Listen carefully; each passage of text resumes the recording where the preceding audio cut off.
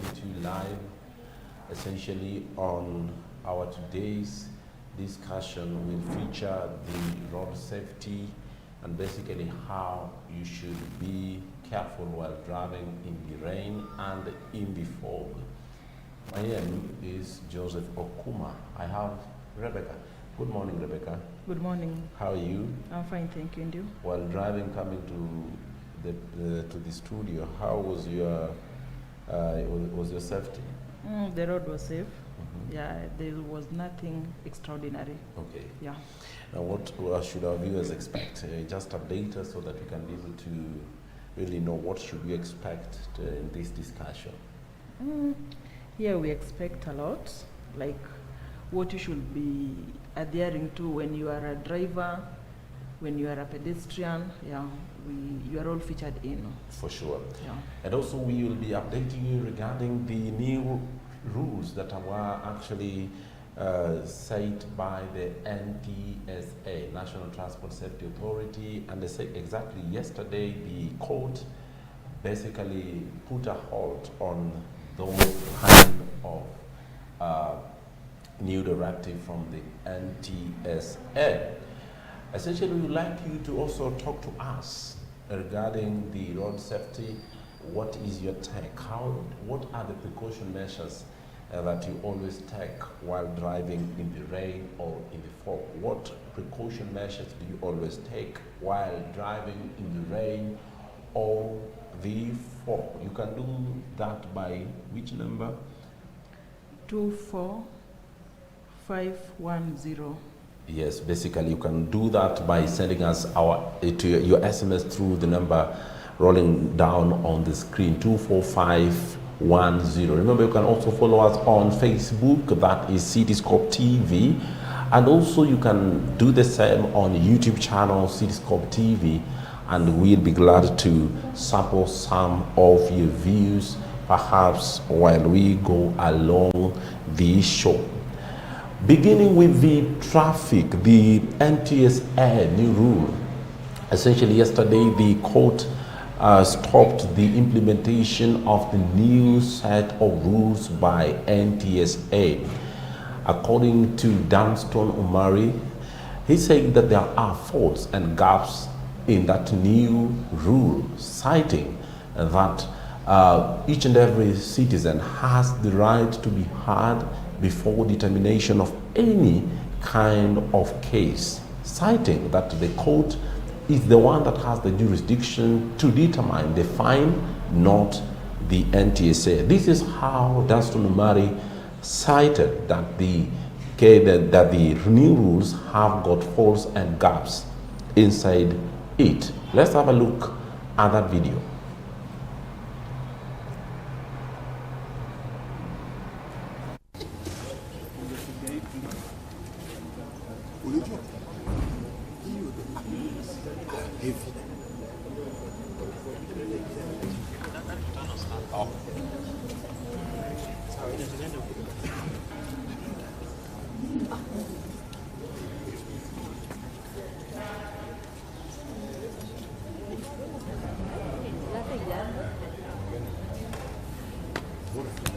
Kangethe, an advocate working with Sheria Mtaani na Shatta Kombo. So this could save your life. 8 tips to drive safe in bad weather. You know, a car isn't just a way to go from A to B. It's a serious responsibility and a potentially dangerous machine for you and others, especially if you have to drive in bad weather. Luckily, there are special driving tips to avoid accidents when it's pouring rain, the road is covered in ice, or you're driving in thick fog. Go ahead and hit that subscribe button and ring the notification bell to join us on the bright side. So here we go. Tip number 1. Driving in fog. Do not drive at your usual speed. Slow down so that you have time to react to different hazards that may appear on the road. If visibility is extremely limited, park in a safe place and wait for the fog to clear. If you're driving in really thick fog, turn off the radio and keep your windows rolled down.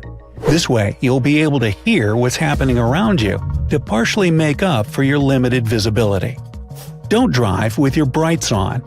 fog consists of tiny water droplets that reflect light, making your visibility even worse. Be sure to drive with your low beams on, so that you can see the road and other drivers can see you. When the fog is really thick, drivers usually move closer to the center of the road. Beware of this natural tendency and make sure to stay in your lane. Let the outer shoulder be your guide. This way, you won't run into oncoming traffic or get blinded by the headlights there. Number 2. Driving on black ice. Now, black ice is tricky given that in most cases, you can't spot it until it's too late. When driving at night, your headlights can serve as a useful warning that there's ice ahead since they'll reflect off the road. If you absolutely have to drive when the roads are covered in black ice, be extremely careful near bridges. They're more likely to be icy than the rest of the road. And even if they've been salted to prevent cars from skidding, this road salt tends to slide down from bridge slopes pretty fast. Braking is one of the worst things you can do on black ice. When you're nearing a patch of icy road, let go of the brake even before your tires make contact with it. If you're going at a pretty high speed, it's better to pump the brakes rather than slam them. Otherwise, your car may start skidding uncontrollably. Speaking of which, number 3. What to do if your car starts skidding. First of all, take your foot off the accelerator. In most cases, if your car starts to skid, this means you're driving too fast. Again, don't slam on the brakes. This will shift the weight of the car and only cause you to lose control over your vehicle. A lot of people who drive a stick shift have been taught that along with letting off the gas, you should also change the gear to neutral. Professionals, however, recommend against this. In order to shift into neutral, you need to take your hand off the wheel, which puts you at risk of losing even that tiny bit of control over your car that you had before. Look in the direction where you want to go, not at the thing you're trying to hit. You see, in a panic state of losing control of your car and focusing on all the stuff you're trying to avoid crashing into, you'll actually subconsciously steer towards that object. Basically, if you don't want to skid into a tree, don't look at it. Number 4. Driving in heavy rain.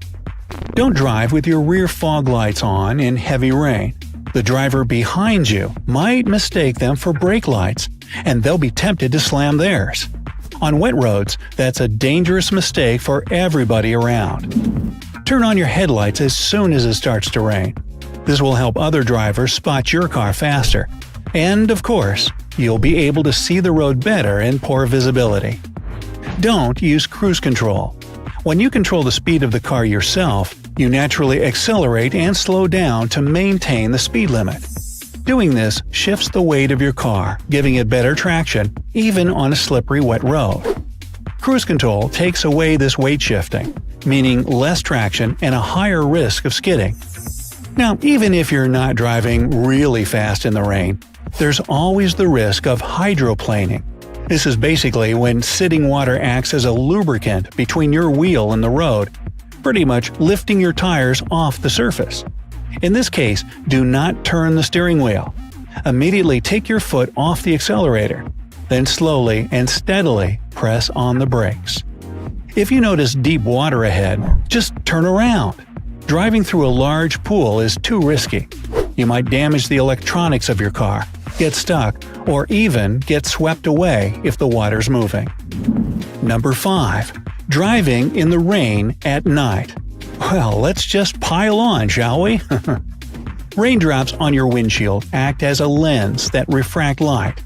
As a result, they can temporarily blind you, especially if it's pouring rain and your whole windshield is covered in water. Try to adjust your headlights so that the light doesn't shine up. You might try a hydrophobic washer fluid. It keeps raindrops from sticking to your windshield. And, of course, make sure your wipers are in good condition. Replace them once a year to keep them in tip-top shape. If visibility is just too bad, and you feel uncomfortable driving in torrential rain, pull over and wait it out if you can. Number 6. Driving in the snow. Reduce your speed dramatically. and turn on your lights if a snowstorm has caught you off guard. Try to stay at least 3 car lengths away from the driver ahead of you. The same goes for rainy conditions. If the visibility is extremely low, slow down and turn on your hazard lights. Avoid using your brights since they can reflect light and blind you. If you can, pull over to the shoulder and wait until the weather conditions improve. If you're on the highway, look for an exit. Whatever happens, stay in your car. It's dangerous to leave it in heavy snow or even rain. Number 7. What to do if your car went into a snowdrift. If you've accidentally driven over a snow mound on the side of the road, do not turn the steering wheel in the opposite direction. Keep the same direction as before, and while steadily accelerating, get back on the road. If you're stuck in a snowdrift and you're in a stick shift, put the car in the lowest gear.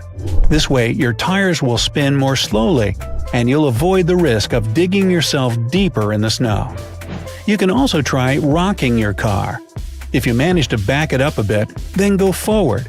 Keep doing this rocking motion. If you're lucky, you'll be progressing forward more and more until you get back on the road.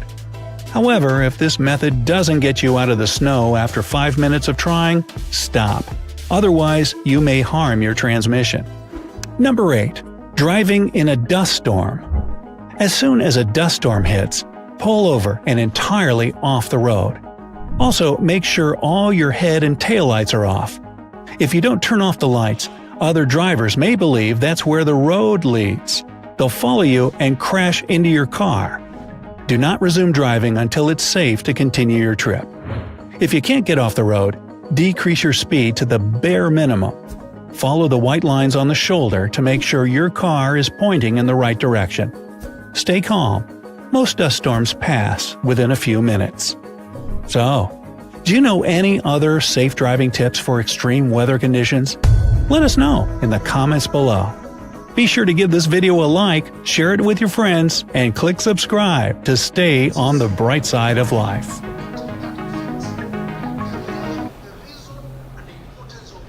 Thank you very much, our viewers, for tuning in to Cityscope TV. You have heard very well what the Advocate Omari is saying through the High Court. Sincerely, there are so many things that the body responsible for the vehicle, that is NTSA, has really looked into. And I'm going to just quote a few key areas. There is speed violation, whereby 1 to 5 kilometers over the limit result, you will be given a warning. Then 6 to 10 kilometers per hour, you will be fined 500 Kenya shilling. Then 11 to 15 kilometers per hour, you will be fined 3,000. And 16 to 20 kilometers per hour, you will be fined 10,000. Number 2, invalid inspection, whereby during driving a vehicle without a valid inspection certificate cost 10,000 fine. Number 3, we have safety and compliance, whereby failure to wear a seatbelt, using a phone while driving, or driving without proper license carries 2,000 to 3,000 penalty. Number 4, we have PSV stroke commercial rules, whereby owners of PSV vehicles without fire extinguishers or first aid kits will face 2,000 as a fine. Then there is fine for pedestrians, whereby pedestrians obstructing traffic can be fined 5,000. Okuma. What can you say from the key areas that the NTSA has already checked into? Essentially, when we talk about the fine, you cannot actually apply fine to anybody if he or she is not taken to court. And that's why you see Danson Omari is basically highlighting some of the loopholes that can definitely land this kind of regulation into. something to be called a stoppage, because he says that all those kind of rules that have been highlighted are basically done attached to fining, and fining is only applied by the court of law. And therefore, you know, when Omari, based on Omari's submission, he says that NTSA is not mandated to determine the case by the court. So if in case you get somebody who has gone against traffic rules or against the rules that have been set for the road, you only take the person to the police, then the police take the person to the court, then the court determines the case, they determine the fine based on the magnitude of the case. So it means, he said that this kind of directive or regulation has no proof whatsoever to hold water. So that those are the key things that he's highlighting. Number two, he says that you cannot actually impose a fine without determination of a process. Now the process involves hearing this an offender, that you did this, and this can only be done in the court. You cannot actually say that this one, you need to be fined 2,000 shillings on the road.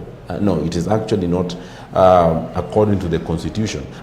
He quoted Article 47, saying that Article 47 states that each and every Kenyan has got what Article 48 rather of the Constitution states that each and every Kenyan has a right to fundamental justice. So it means you must be taken to the court so that you hear your case. Then you can also speak out your case. If it is not holding water, the court will determine whether you are wrong or right. So that is by basically Article 48, based on what Dasun Omari quoted. He ended up quoting Article 50 of the Constitution. He actually states that, you know, in Article 50, you can be taken to the court. Then you can also receive a representative who can help you hear your case. That means that you can be taken to the court and the lawyer can represent your case. So those are some of the things that he's actually speaking. And he's actually saying that whenever you are talking about speed limit, the third thing, whenever you're talking about speed limit, for example, my car encounters a motorbike that has encountered an accident, will I run or will I use a normal speed to rescue the life of this victim, or will I go at a higher speed to reach to the hospital to make sure that this person receives an emergency or an urgent attention of the doctor? So it means it's actually bringing the case here. So the case is that at what length what made me to go at a high speed? So it means it needs hearing. Maybe I was saving a woman that was actually in labor pain, and I was running so that I can save her life. So this issue of speed must be determined by the court. So the court will say this person, his speed limit was not done well because the following grounds make him implicated.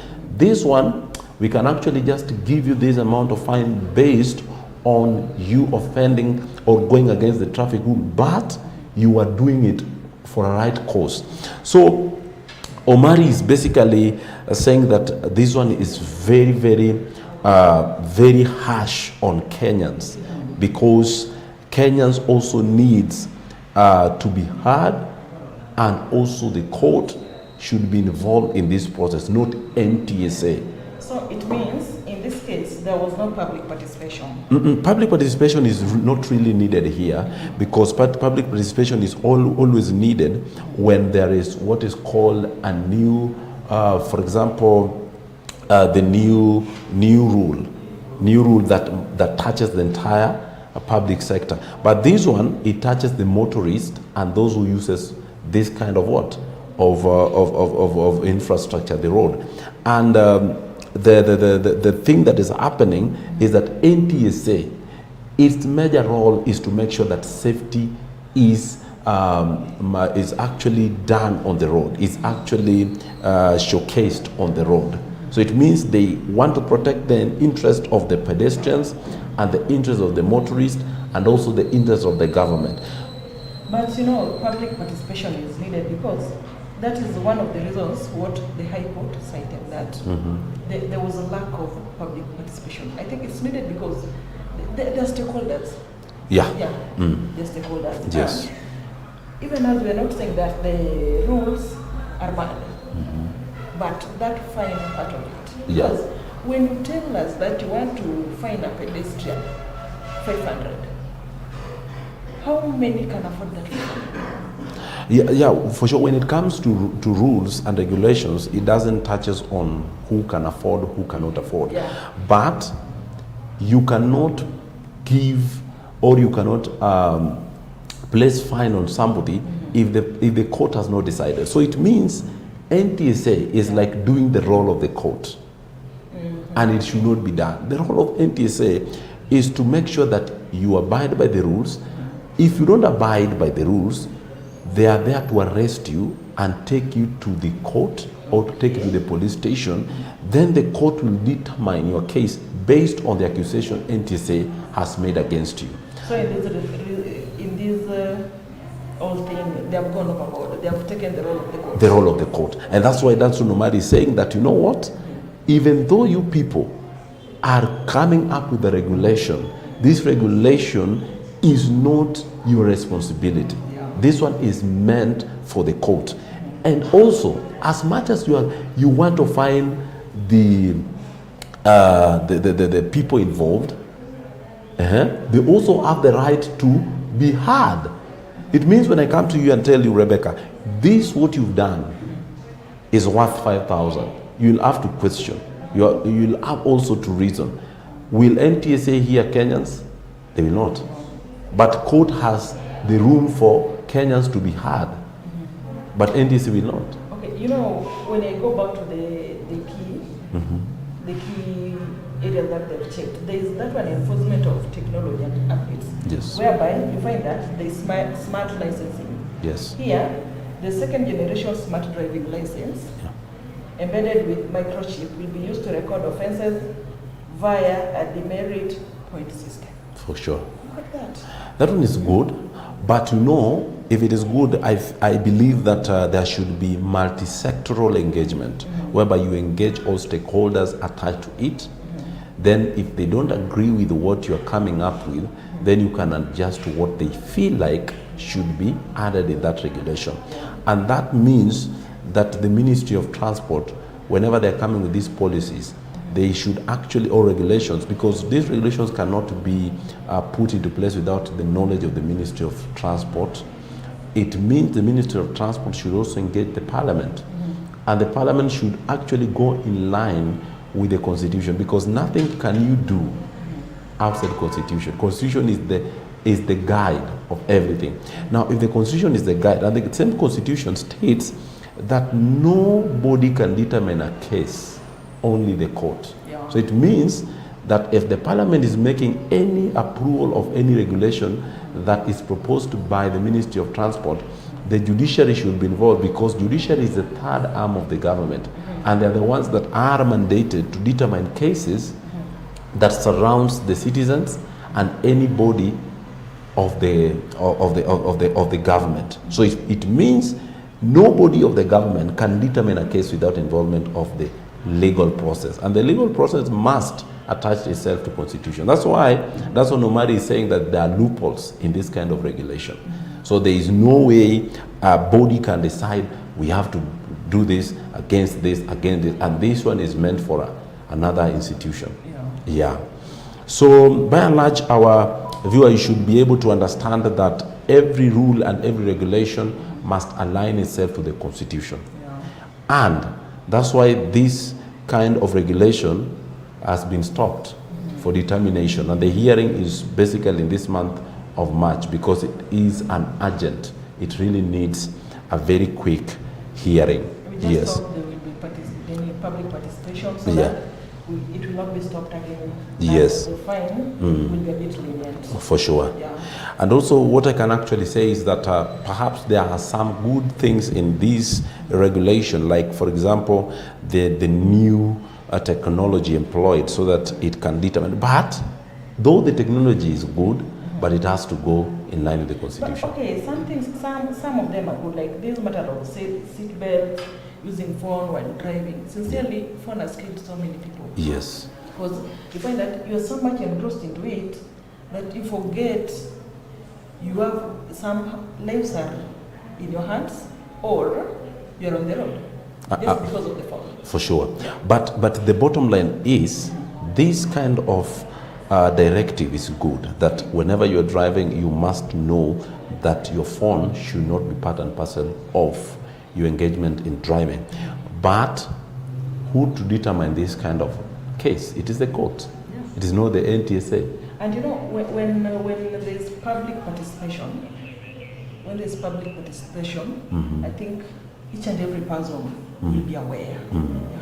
Yeah, and also there should be something that perhaps needs to be considered, that there are cultural principles. There are principles that you need to abide with. You cannot be driving while talking on the phone. You can actually not be driving while alcoholic. You cannot be driving while... And without seatbelt. Without seatbelt. It is... You know, during Michoki, the seatbelts were there, yes, and people were really adhering to it. For sure. But as per now, they are no longer there. Even if they are there, they're not functioning. For sure.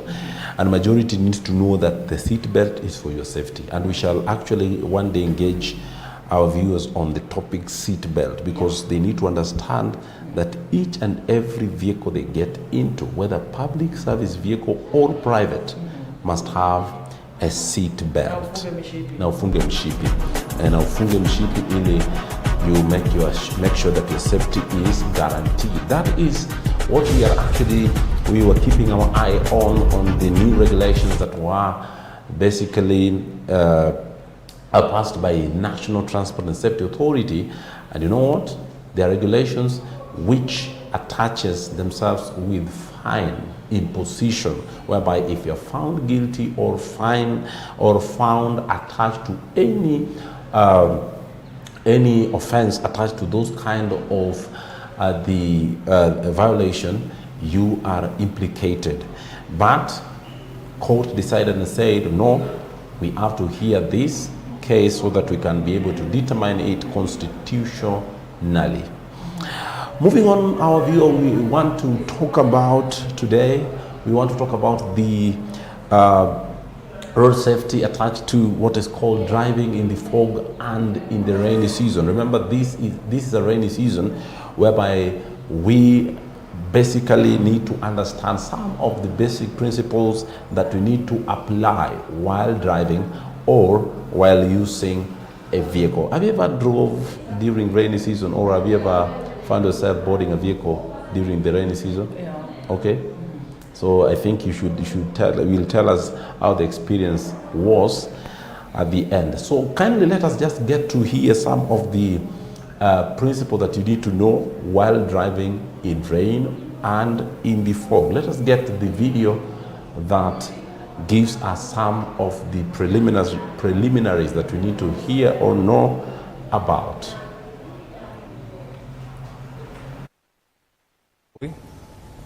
As a litigation lawyer in that organization.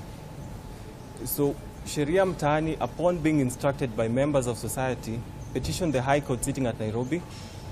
And this morning, the High Court was pleased to grant orders in the form of conservatory orders, barring the NTSA from implementing the system, rolling it out, or in any manner imposing any fines whatsoever on any Kenyan with regards to the cameras and the systems that they had put up on highways.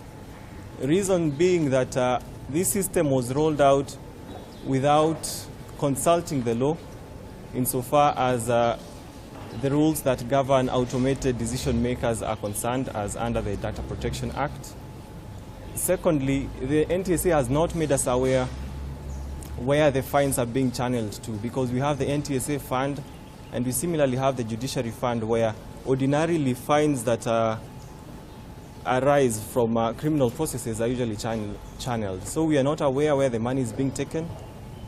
And similarly, it is an unlawful taking over of the jurisdiction of the ODPP, insofar as the NTSA purports to institute criminal proceedings against motorists. For this reason, the judge was pleased to grant us orders barring this system from being rolled out, and has directed service upon the respondents and ordered that we appear before him on the 9th day of April 2026, where we shall take directions as to how to quickly resolve the dispute and perhaps see the way forward. Press. Sheria Mtaani na Shadrack Wambui is a non-governmental organization that promotes accountability, good public governance, and proper institutional governance.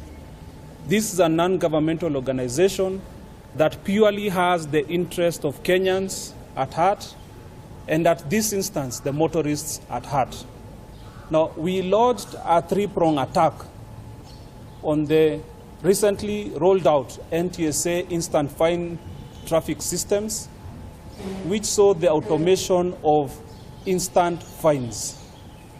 The first ambit, or the first umbrella in which we lodged this petition under, was Article 50 of the Constitution, which demands that every person has the right to a fair hearing and fair administrative action. Now, through the imposition of these fines, what we see is that motorists are being fined on the spot. And then thereafter, they come back and tell us that after you've been fined, you can be able to come and try, and you can come back and try to defend yourself. What this action does is reverse the purpose of administrative action. The Constitution says, first of all, you are heard, and then sanctions are imposed upon you, not the other way around. The second umbrella is Article 157 of the Constitution, which gives the DPP prosecutorial powers. Therefore, what happens in this instance, or rather what is currently ongoing with this instant traffic system, is that it is somehow and somewhat removing the constitutional mandate of the prosecution and giving it to itself, and therefore the prosecution, or rather the DPP, has had its mandate curtailed by this system. Thirdly and finally is Section 50 of the Traffic Act, which gives administrative schedule on how the fines of motorists who offend traffic rules ought to appear and be conducted before instant fines or other sanctions are imposed. First is that you are summoned within 14 days of the fine, or sorry, you are summoned within 14 days of the offense, or two, you are given a warning at the commission of such or rather any particular offense, or three, you are given an intention to prosecute. Therefore, this instant traffic fine management system comes and does away with that law. No explanation whatsoever has been offered by the relevant public authorities as to why we are violating and going against already what is in the statutory ambit of what Kenyans know.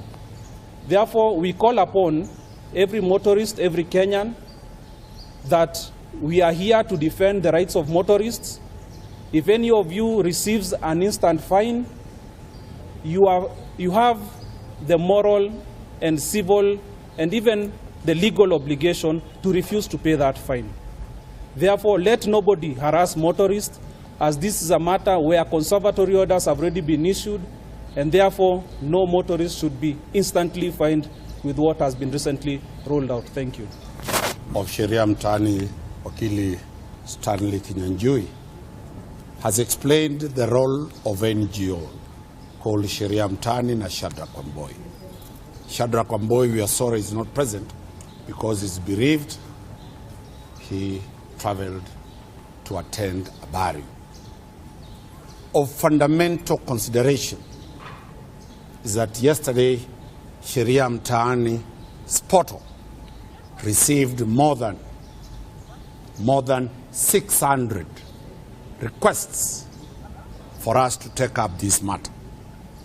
These are 600,000 Kenyans who petitioned to us to take up the matter on their behalf. Their cries are monumental. We agreed to take up this matter. Among the issues that we have put to the court and we are putting to the country is one, about speeding. Courts listen to an accused person. You take plea, you give circumstances that made you overspeed. I'll give 5 scenarios. Ambulances will not drive at the normal speed. They are going to be fined. We are now going to have ambulances going at a snail's speed, and very many Kenyans and the mothers who are going to give birth at Pumwani will die. The second issue is the circumstances, especially now when we have floods. People are driving alert that floods can come from behind. So if you see a flood, storm water coming, are you going to drive at a speed of 10 kilometers per hour? You will have to overspeed to save your life. Third, criminal arms. Criminals sometimes want to carjack motorists. People drive so fast to rush to police stations to save their life. And very many situations, and that's why the law allowed that after you have taken plea, you are given time. Sorry for that inconvenience, our viewer. Basically, we said initially that we are getting to the discussion on road safety attached to rainy and foggy weather. How should you be safe in rainy and foggy weather? Essentially, there are some principles that you need to know and apply while driving on rainy and foggy weather. Let us just get to hear some of the tips that you need to have in your fingertips so that you can avoid any accident that can come as a result of driving in rainy and foggy weather. Let us just have a watch at it. Partially make up for your limited visibility. Don't drive with your brights on. Fog consists of tiny water droplets that reflect light, making your visibility even worse. Be sure to drive with your low beams on, so that you can see the road and other drivers can see you. When the fog is really thick, drivers usually move closer to the center of the road. Beware of this natural tendency and make sure to stay in your lane. Let the outer shoulder be your guide. This way, you won't run into oncoming traffic or get blinded by the headlights there. Number 2. Driving on black ice. Now, black ice is tricky given that in most cases, you can't spot it until it's too late.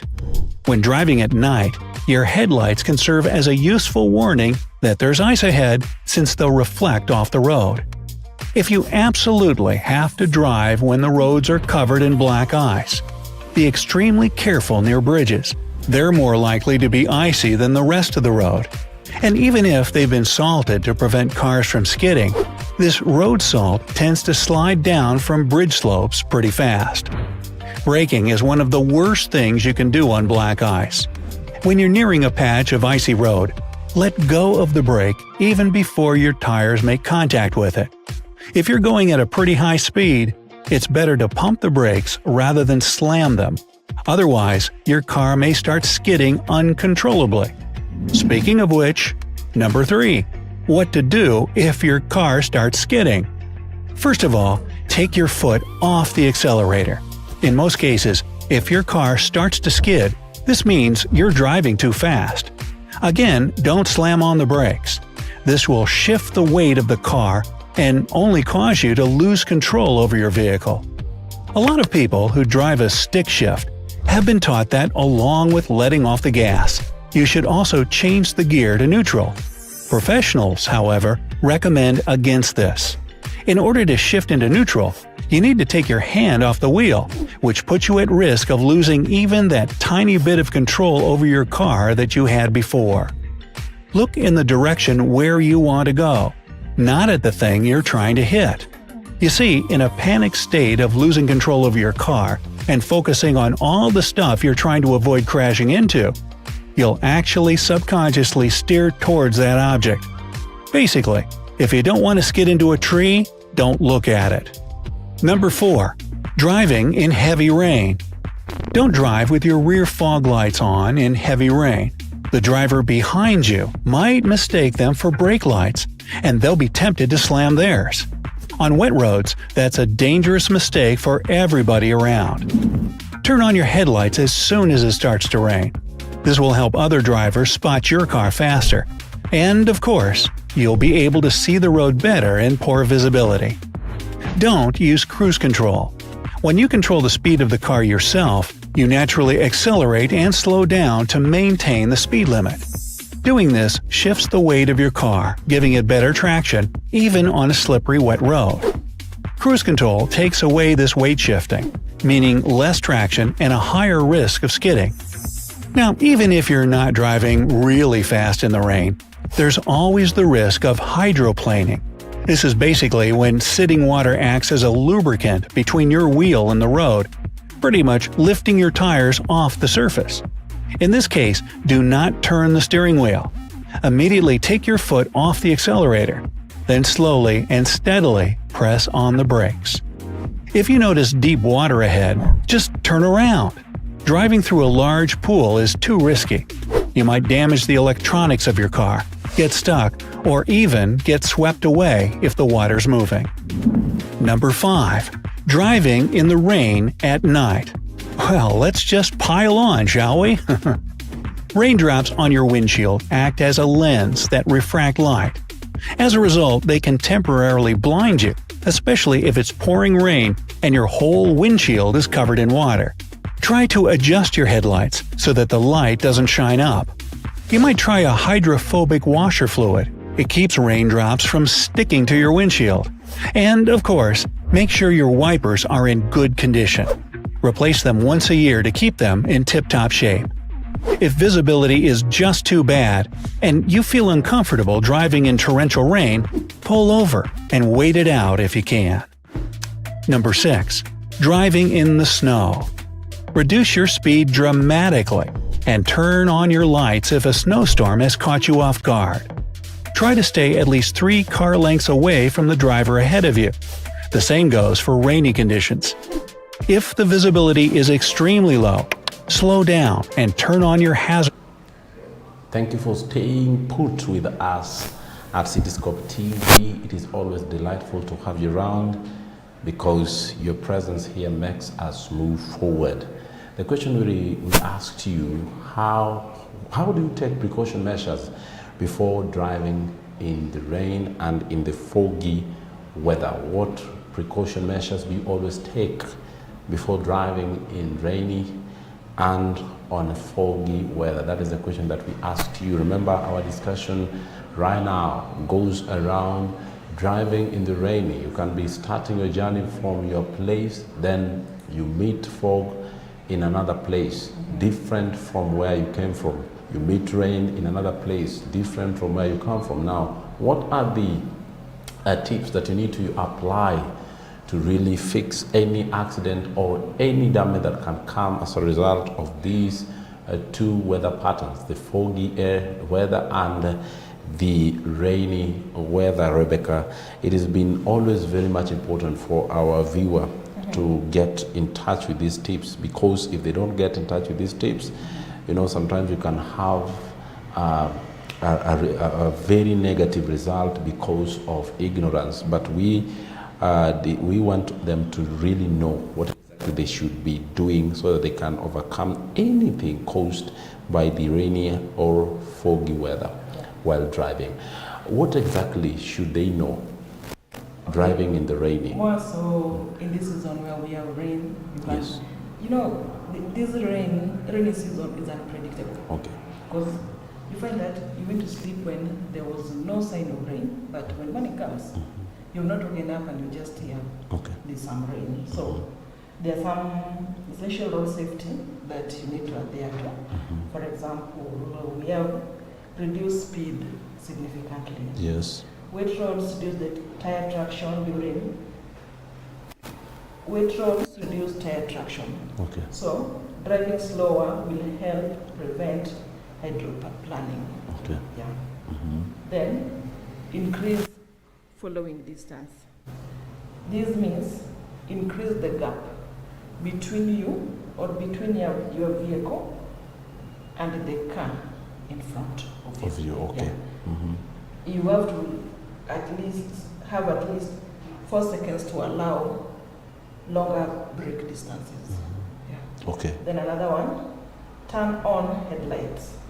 Use low beam headlights during daylight to improve visibility. Okay. So when you use high beams which can reflect off rain, you can cause accident. Okay. Yeah, so use the lower one. Okay. Yeah. Now somebody driving, for example, you came from Nairobi, then you are going to Busia, then you reach at Ahero, then there is rain, which is very much heavy in Ahero. Then there is that congestion of vehicles. The vehicles cannot move very fast because there's traffic jam. Now, what exactly should you be doing in this kind of atmosphere? You are moving at a speed which is very high. Nairobi. Okay. Then reaching Ahero. When you reach Ahero, okay, what we know at Yeah. the back of our mind, most of, if we have floods, Ahero comes in Yes. your mind. Yes. So, in such a scenario, you need to avoid flooded roads. Okay. So, what we are saying, if you get yourself in such a situation, just park your vehicle. Don't be in a hurry because you may involve yourself in accident or you can cause accident. Okay. Yeah. And also to something that needs to be also known or should get to the viewer is that anytime you're driving, you must put your attention to listen to other quarters of information. For example, you must to be up to date. If you have somebody, people, basically from different quarters, they should be informing you.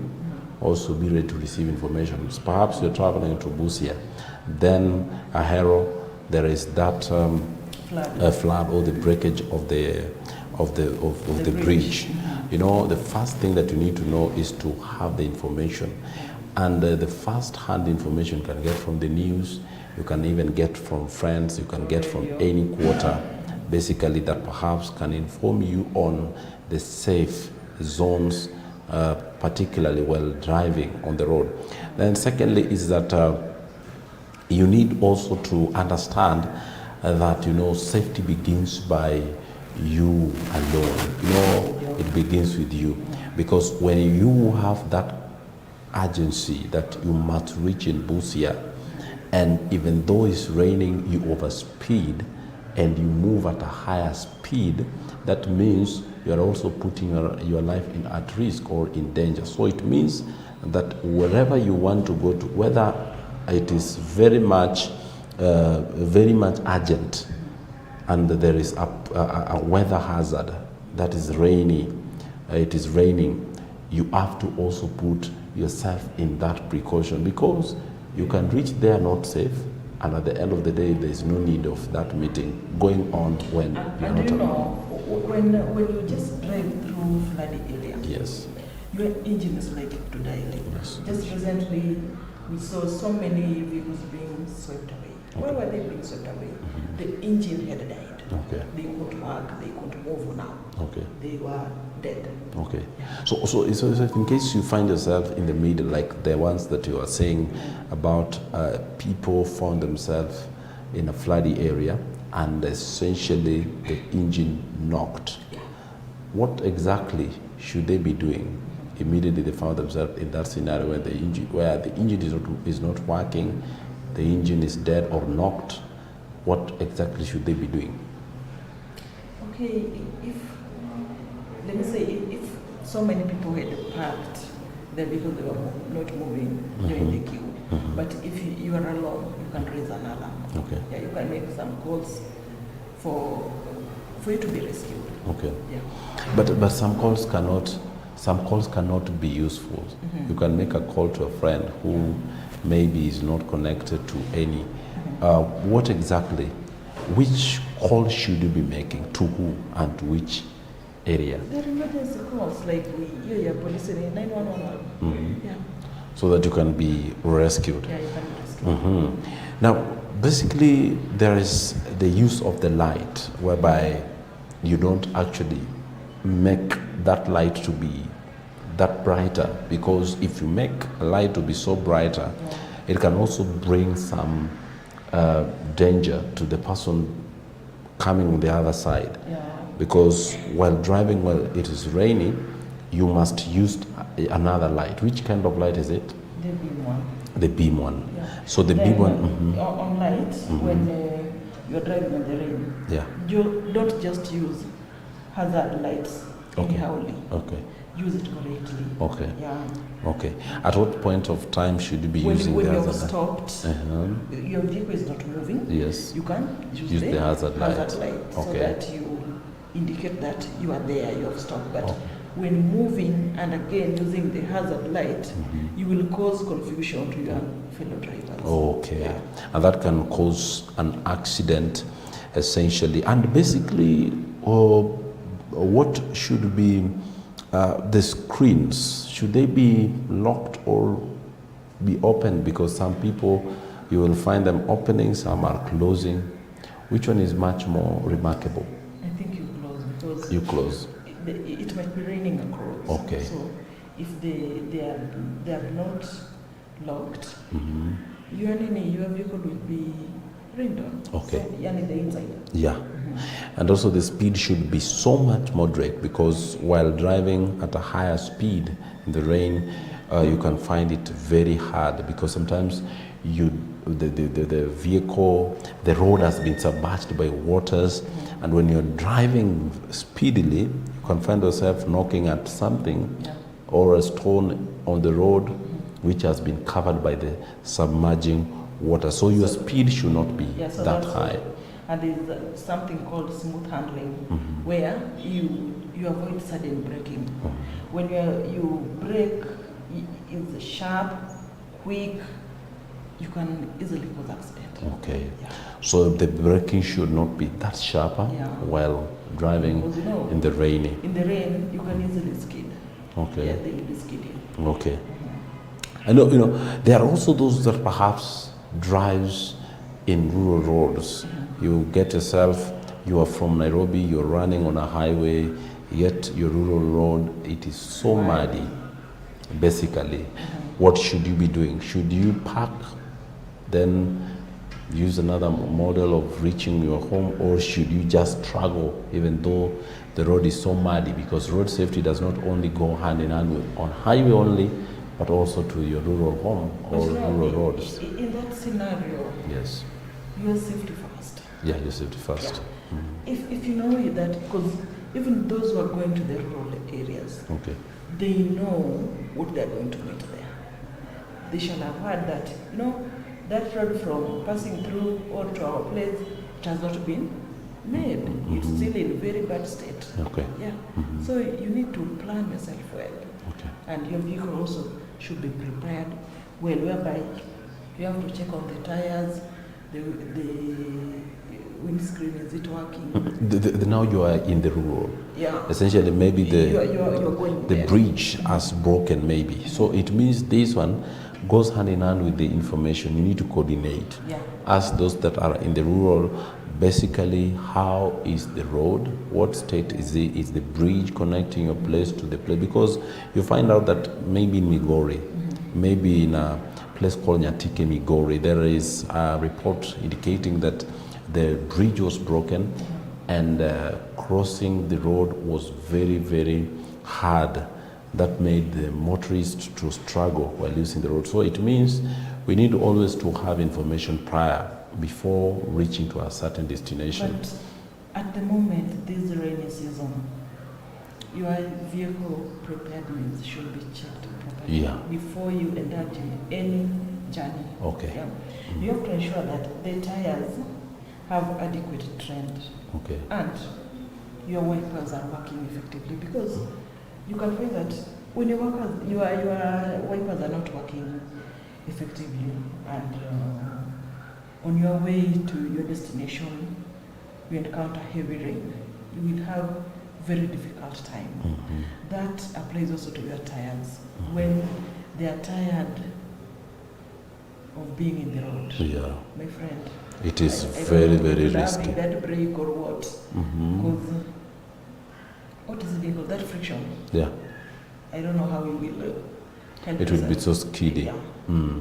Essentially, that is what we are actually discussing. And our view, we were asking and we are still asking you this question rather. How do you take precaution while driving in the rain and in the foggy weather? How do you take precaution while driving in the rainy and foggy weather? Share with us your take through the numbers rolling down the screen there, so that we can be able to hear from your end. Now we are actually getting to the foggy weather, because majority don't always understand. They always say that fog is only found in western part of the world, in Europe, but in Kenya or in any part of East Africa, fog is not common. But when I put my focus in Limuru, while driving It's away there. to It's there. Nairobi, In it is fact, always there. Let me just say from Eldoret. From Eldoret. to the other side. Oh, Yeah. it It's is always not there. foggy, yeah. Foggy. And also in part of Nyeri, it is foggy, because that one there is Mount Kenya in that end. Basically, what are the tips that a viewer should know so that he or she may not find himself into the atmosphere of accident, Yeah. or in an environment whereby he or she gets a risk in losing his or her life because he has drove or she has drove ignorantly in the fog?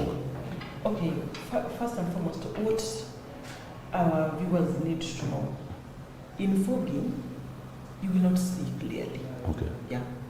Because that fogginess, it comes with some invisibility. Yes, yes. So, in that scenario, reduce your speed to match the low visibility and avoid sudden braking. Mm-hmm. Yeah. Okay. Then, also use low beam.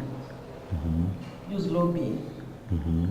Turn on low beam headlights and, if equipped, fog lights. Fog lights. Mm-hmm. Yeah. Okay. And also another one, which You perhaps have to increase the distance. the distance Yeah, maintain a much larger distance between you and the. between you and the vehicle in front of you. Mhm. Yeah. And actually, what you need to always have, you must make sure that you have the update of the weather, because anytime weather update is forgotten or not considered by the driver, he or she ends up falling into the trap of bad weather. And essentially, what you need also to know is that the speedy, you need to reduce your speed. You should not be over speeding in a fog, because in a foggy condition, there is high chances of accidents being caused. Something that you need also to understand is that basically be on your lane, because anytime you overlap or you overtake in a foggy, you can find yourself knocking another vehicle, because if you maintain your line or your lane, you will actually have safety. But if you come out of your lane, over speeding or overlapping, you can end up doing or engaging into accident.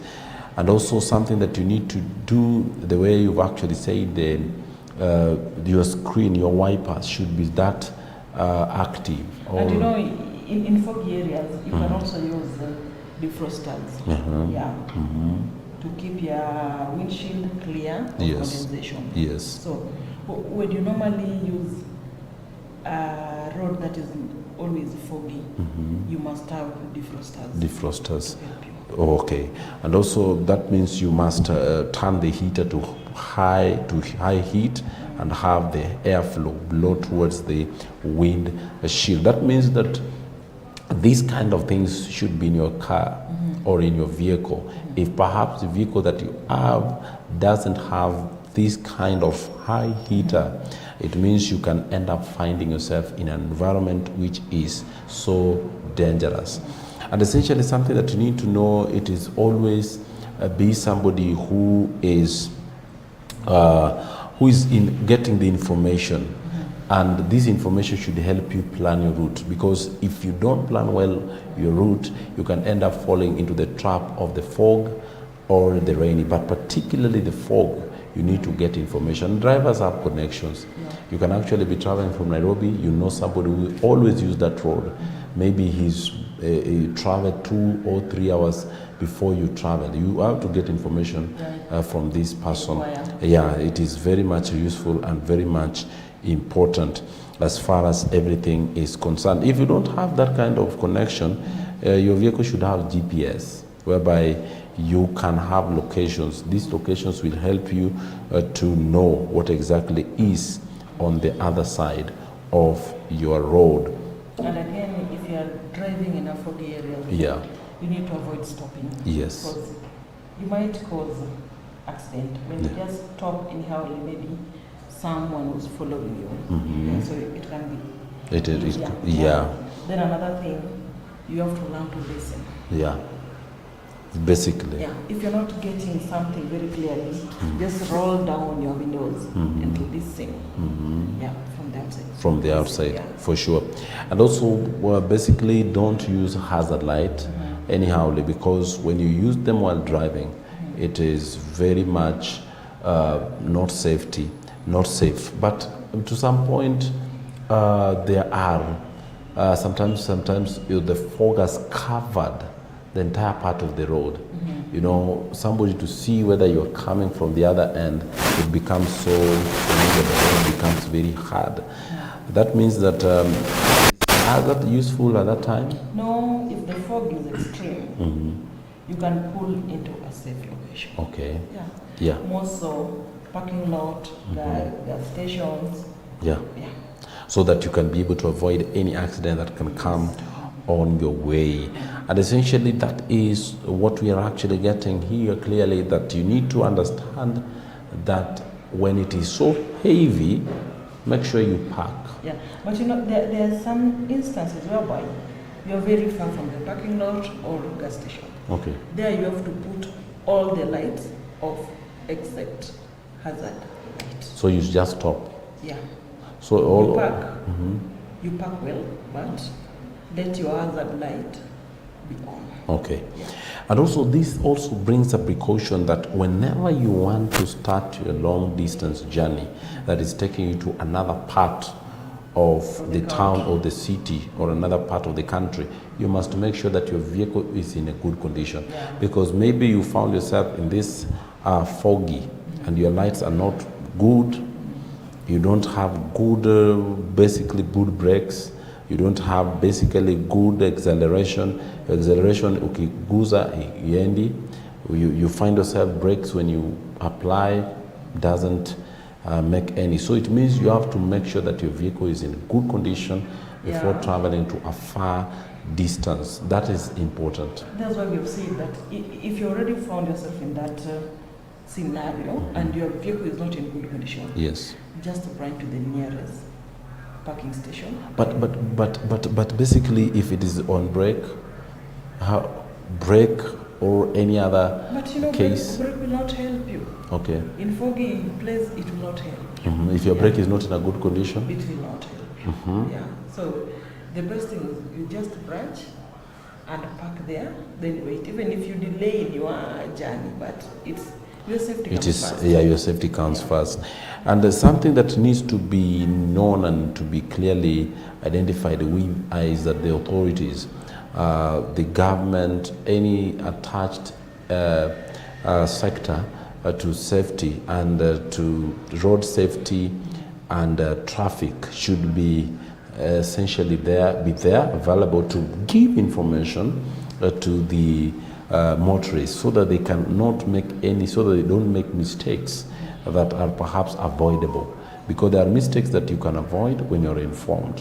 There are mistakes that you can find yourself in them because you did not have good information. So any entity attached to safety of the road, maybe traffic or Department of Safety, should be available so that they can be able to handle any emergency that is required from any motorist in this kind of places where there is fog and rainy. Then you find that you should be checking a speedometer. Yeah, correct. Because when we are in foggy areas, fog creates an optical illusion of moving slowly. Yeah. So you need to check your speed, because you might think that you're moving slowly, but in the real sense, you are overspeeding. Okay. So keep on checking your speedometer. Okay. What does it say? Okay. Yeah. Okay, thank you so much. Basically, it is 33 minutes past 11 a.m. East African time. The program on the air is today Road Safety. We are discussing road safety, particularly on rainy and foggy weather, because you know you can find yourself in a foggy environment or in a rainy environment. And we asked you questions. What precaution do you always take while driving in rainy and in foggy weather? You can communicate to us through the numbers rolling down the screen so that we can be able to sample, read and analyze them as we move along. Essentially, we are taking a short break. After returning, we shall be giving some of the tips youth should be using to determine how challenges can be handled, general challenges. You know, you are very experienced when it comes to youth. General challenges, what are the tips they need to use? Our director will be writing in the lower part there, which will be useful for you to know the tips youth should use to handle any challenge of their lives. After this short break, we are returning.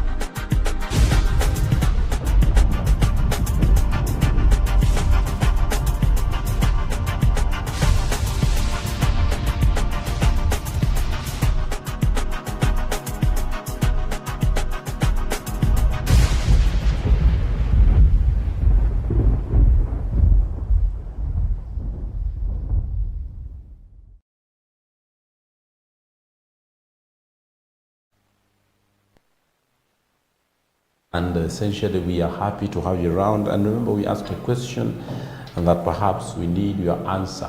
What are your precautions? What precautions do you take before driving in a rainy or a foggy weather? That is the question that we asked.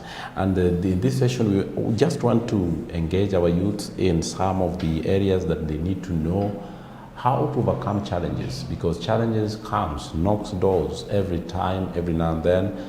There are economical challenges, there are social challenges, there are also mental challenges, and there are also many challenges that are happening around youth circle. And remember, Rebecca was once a youth, and she has youths around her.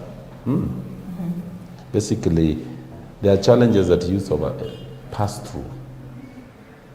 Can you identify any amongst that? Which one do you actually get acquainted to, and basically you ever encountered a youth passing through and you helped him or her to come out of that challenge?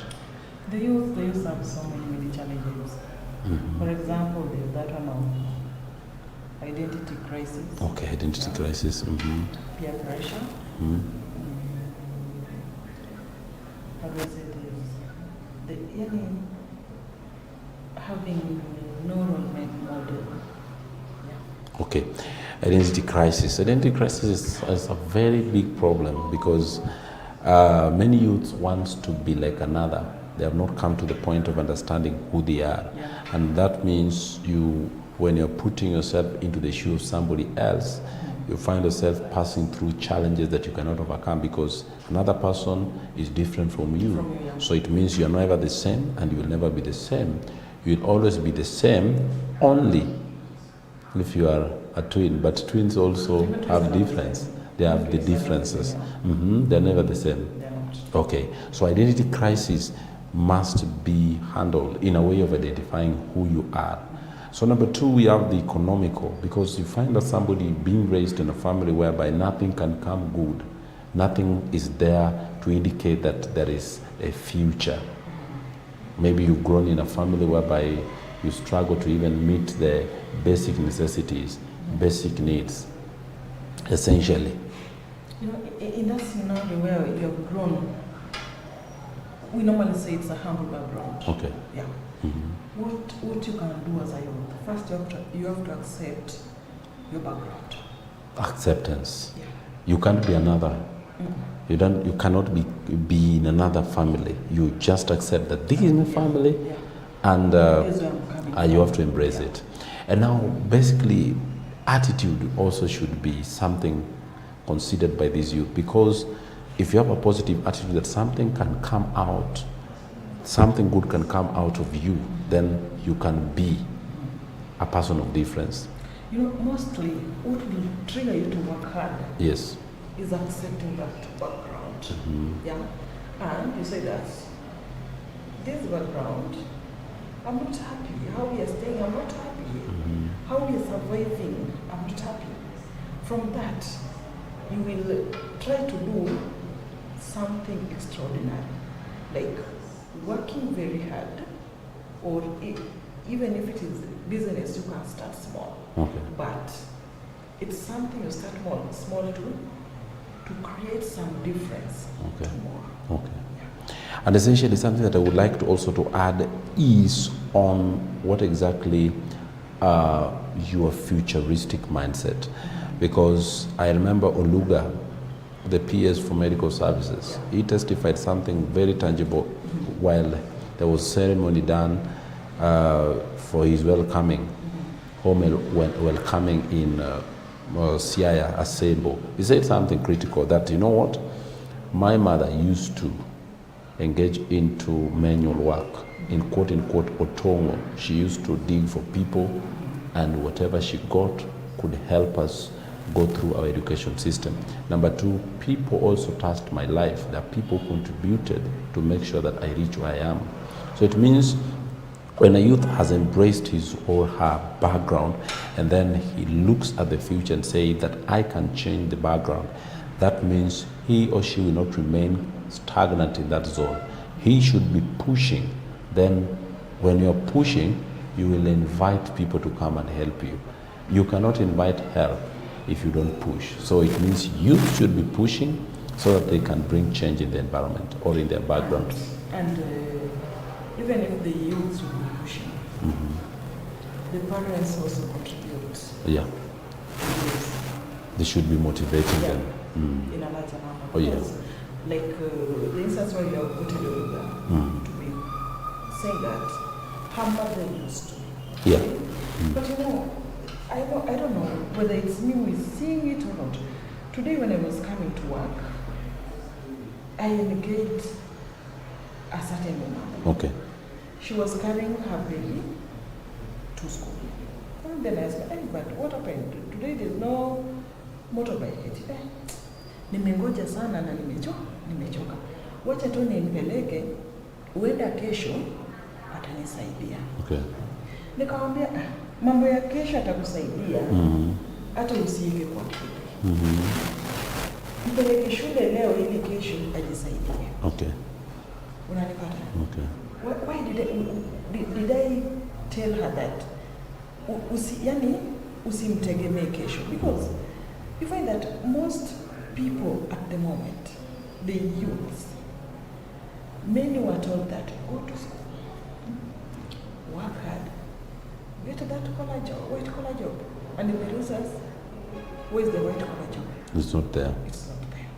So this is where I'm bringing in parents that tell your child reality.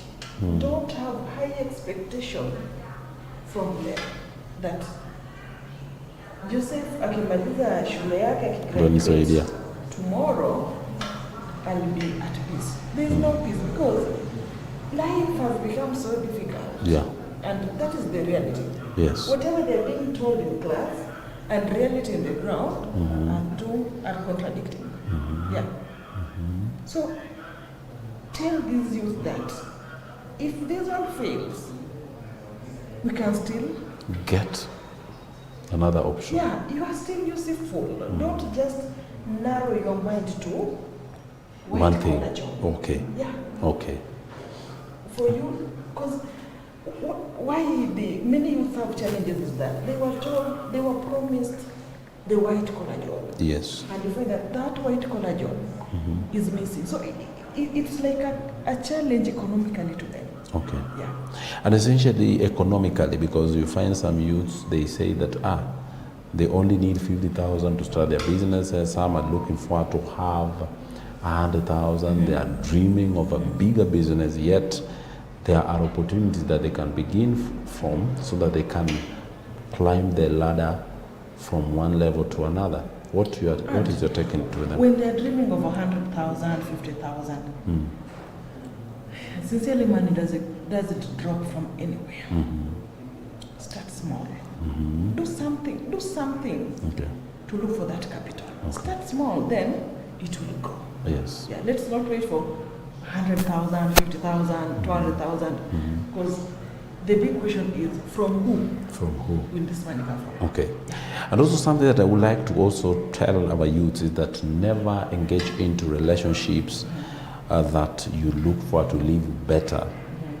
Engage into a relationship with a purpose of building yourself, particularly emotionally rather, psychologically and also physically. Because you find some youths, they want to engage into illicit relationships. Like for example, a young man is looking for old women, so that the old woman can be making him just to enjoy eating, driving around and doing many things. You know, when this old mama is older, she has reached to the point of saying, imetosha, then anakutoka kwa nyumba yake, then you start looking desperate. Also, young ladies, don't look for old men. Make sure you build yourself and focus to yourself, and make sure any relationship that you have leads you to marriage. Because any relationship that leads you to just wastage of your time and engaging into things that you are today celebrating, that I'm taken to Dubai, taken to many, many places, it might land you to have trouble. Because you can find yourself getting to a certain personality. Mtu ambaye ni mdanganyifu sana, a deceiver, anakuambia vitu kubwa kubwa, lakini in the real sense the person doesn't live in accordance to the life that he or she is telling you.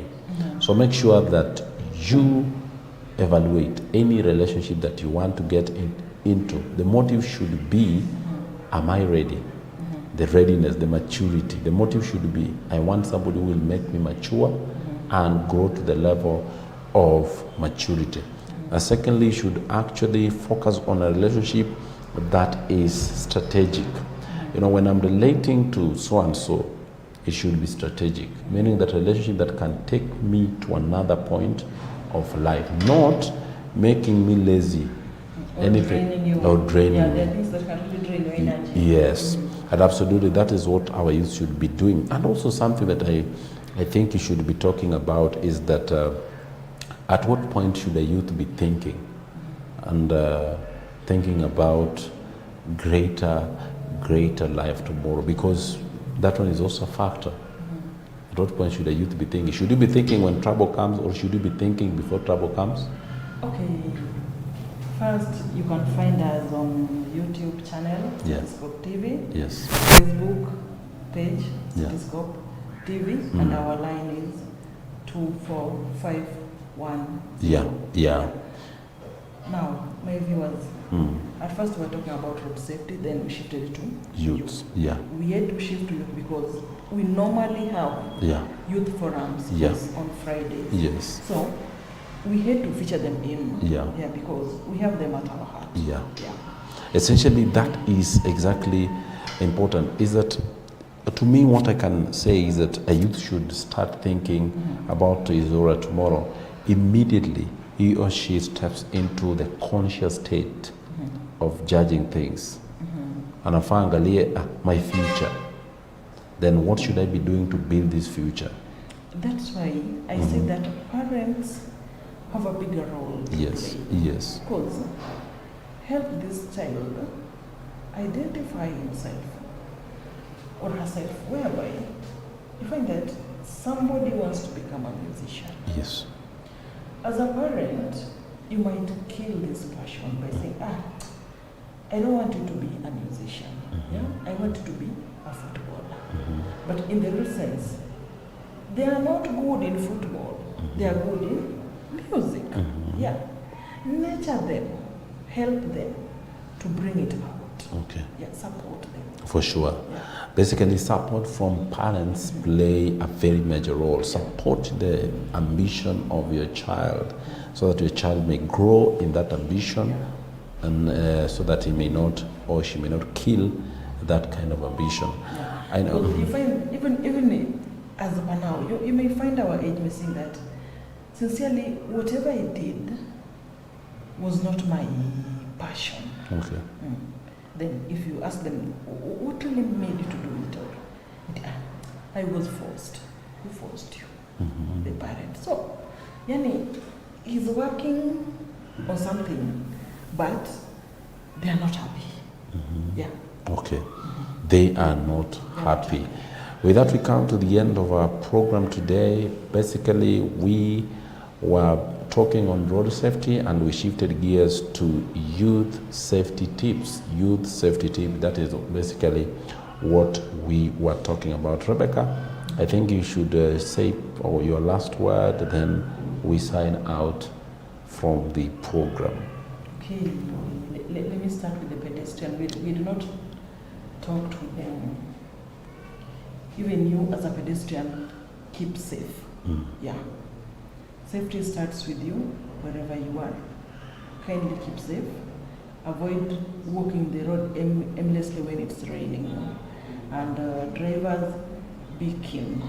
Because when you're in driving school, you're being taught that all other drivers are not the same, but you are the only one with the right thinking mind. Yeah. So kindly apply that. Yes. Avoid overspeeding, more so the tuk-tuk guys, the motorbike people, kindly avoid overspeeding, because even there are many accidents that people have gotten into because of overspeeding or reckless driving. We need you to be here. We need you to take care of your family. For sure. Yeah. We really need you to continue living, and we really need you to continue taking care of your family. With that, we come to the end of our program today. Join us next Friday for these and more. Have a blessed weekend. My name is Joseph Okuma. Bye-bye for now.